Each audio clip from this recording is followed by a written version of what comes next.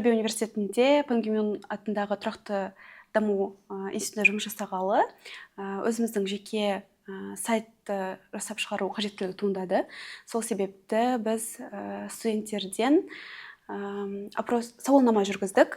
Сайттан не көргілері келетіндер бойынша.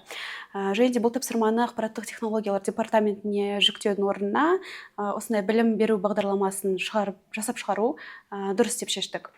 Және де осы жобаның арқасында студенттер өздерінің кәсіби тағылымдамадан өтіп, жақсы портфолиоларына жоба жасап алуға мүмкіндік ашылды. Бізде мүгедектігі бар студенттер жасап шығарған жоба болатын. Бұл жобада 11 студент, оның ішінде есту қабілеті нашар студенттер және көру қабілеті нашар студентпен церебралды сал ауруымен ауыратын студент қатысқан болатын. Біз қарап іздеп қарасақ, дүние жүзі бойынша да, біздің Қазақстан бойынша да нақты осындай студенттердің қатысуы арқылы жасалған жобалар өте аз екен.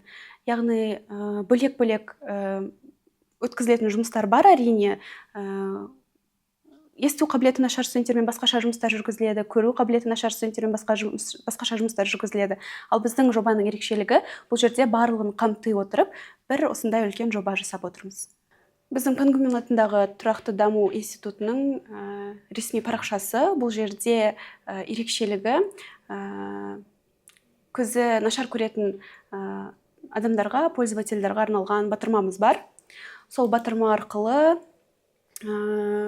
осындай интерфейс ашсақ болады, және де қайттан қарапайым интерфейсқа келе аламыз.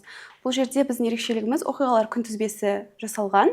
Оқиғалар күнтізбесі арқылы әрбір қолданушы ашып, қай уақытқа қандай семинар болсын, конференция болсын ұйымдастырылғаны қарауға болады. Бүгінгі таңда әлеуметтік қорғау саласын дамыту жөніндегі ұлттық ғылыми одақ осы жобамен қызығып отыр.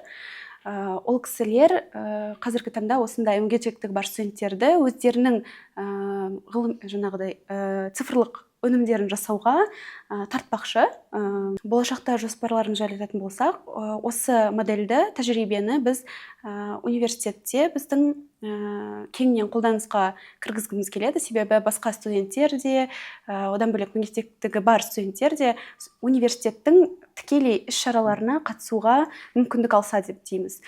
Себебі бұл жоба арқылы біз тек қана студенттердің практикадан өтуін ғана емес, тәжірибеден өтуін ғана емес, университеттің де бір қажеттілігін жаба аламыз бұл жоба арқылы.